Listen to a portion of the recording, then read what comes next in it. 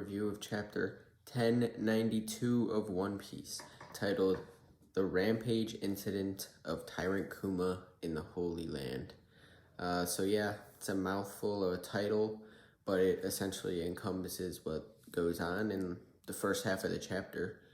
We focus on following along with PX0, which is the original Kuma Pacifista.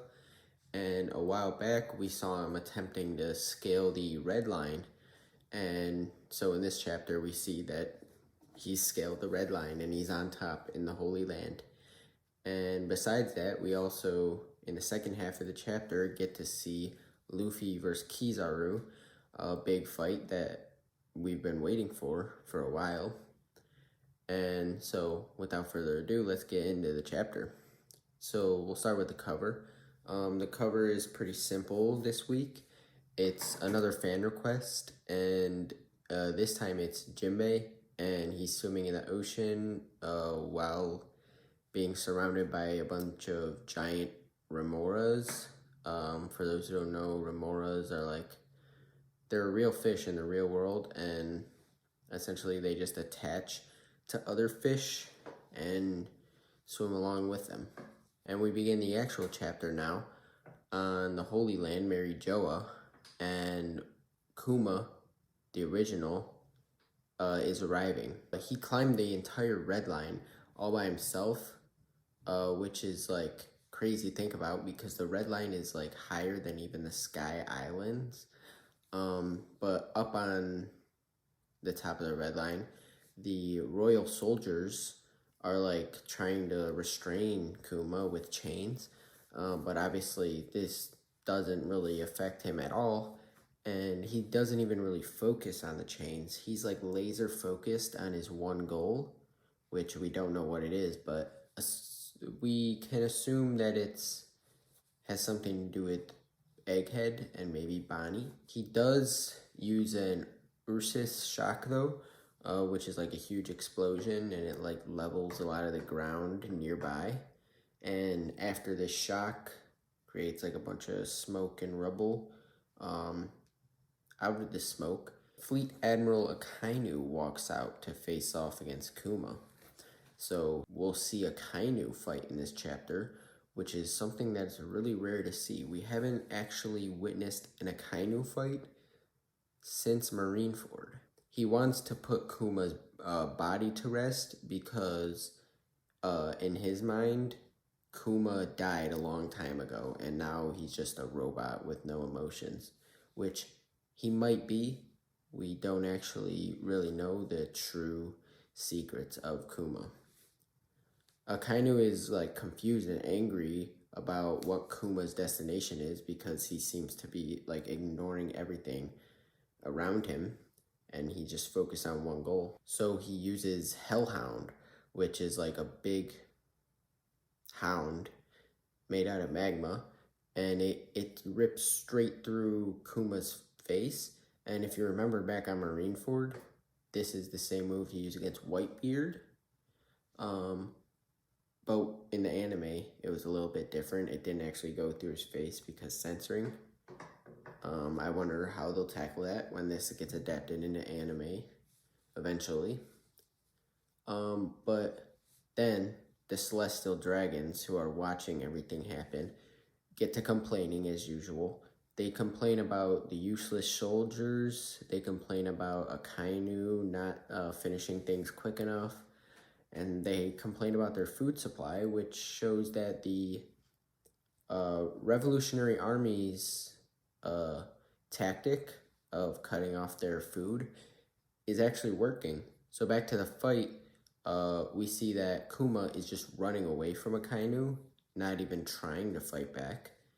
And so Akainu sends another blast, and this time it rips off Kuma's whole foot. And now, Kuma can't run anymore, so he finally uses his pawpaw fruit to quickly just shoot off into the distance. Assumably, he's going to Egghead. Akainu thinks about an encounter he had, at the Reverie with Bonnie, and he explains that it was Kuma's own will to be made into a cyborg. But now, Akainu himself is questioning that because why would Kuma want to become a puppet like he has been? He seems to feel kind of sorry for Kuma. Returning to the present at Egghead, we see that the sea beasts have been successfully destroyed by all the pacifistas, leaving easy access for all the marines to come onto the island. So they're all in the Fabrio phase now. Up in the Labo phase, though, Kizaru is clashing with Gear 4 Snake Man Luffy. So it's interesting that Luffy is starting out with just Gear 4 and not Gear 5. So maybe he's trying to feel out his opponent rather than just exerting all his best moves right away. And Kizaru, on the other side, is taking this fight really seriously because Luffy beat Kaido. And they exchange blows until Kizaru uses this one attack where he zips off the island like a mile away in like an instant. And then the point of this attack is to use the power of acceleration to attack Luffy, and the attack works like a charm. His attack sends Luffy flying, and Luffy unfortunately flies straight through the Vega Force 1, cutting it completely in half. And Kizaru remembers that Vegapunk was really proud of Vega Force 1, and so he also feels sorry again for destroying everything on Vegapunk's island, because he's his friend after all. And the Vega Force 1 is obviously not going to be able to be used as an escape mechanism anymore. So Luffy, even after he cuts through the Vega Force 1, he keeps on flying and even blasts through the Frontier Dome. Now, since Frankie, Bonnie, and Lilith were in the robot, they book it because the whole thing's exploding now. And things are not looking good since the strongest fighter, Luffy, is incapacitated, and the escape mechanism, the Vega Force 1, is destroyed. Then Kizaru lands right next to the three of them, and Kizaru talks to Bonnie peacefully because he kind of thinks that she's on his side since she hated Vegapunk originally. But she, of course, just attacks him because he's attacking the island. And Kizaru at this point is annoyed that he has to keep dealing with people who he doesn't want to kill, like Bonnie. So he smacks Bonnie away, and it might have been a little too hard because she goes flying straight through the Frontier Dome, just like Luffy. And unlike Luffy, she might not be as okay as him because she's not a rubber man. And Frankie then turns around and tries to attack Kizaru with the laser because he's pissed off. But Kizaru's just gone. Because of his sheer speed, he was able to just leave the scene that fast. And Frankie then calls Usopp to warn him that Dr. Vegapunk is in danger. So Vegapunk and Atlas have actually cracked the code that York set up to stop them from opening the Frontier Dome, but it doesn't really matter now that Kizaru's here. So Kizaru literally just spawns behind Vegapunk, like, in an instant, and Vegapunk turns around, and he's, like, shocked and also scared, because he knows Kizaru's there to kill him. Then, out of nowhere, Luffy bursts through the wall in Gear 5, the giant mode that he used against Kaido, and he grabs onto Kizaru. And now that Luffy has tested out his Gear 4 against Kizaru, he's going Gear 5. He's going all out. And since he's going all out, the drums of liberation are playing, and it's all getting hype.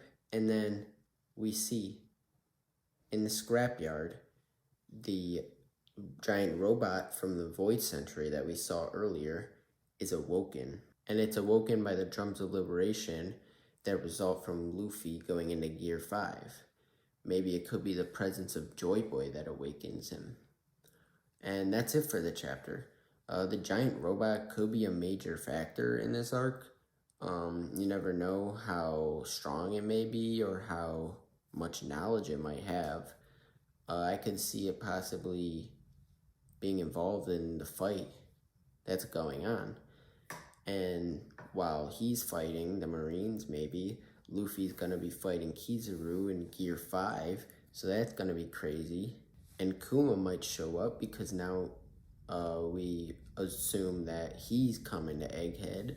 And then so much is happening in this chapter that we even forgot about Rob Lucci versus Zoro. It's just not in the chapter at all. Maybe we'll see that next week. And yeah, no break next week. Since Oda has no more distractions with the live action show and his health is all good, we're gonna go for another week without a break. And if you made it to the end of this video, thanks for watching. Like and subscribe because it'll help out my channel. And I'll see you in the next video. Bye.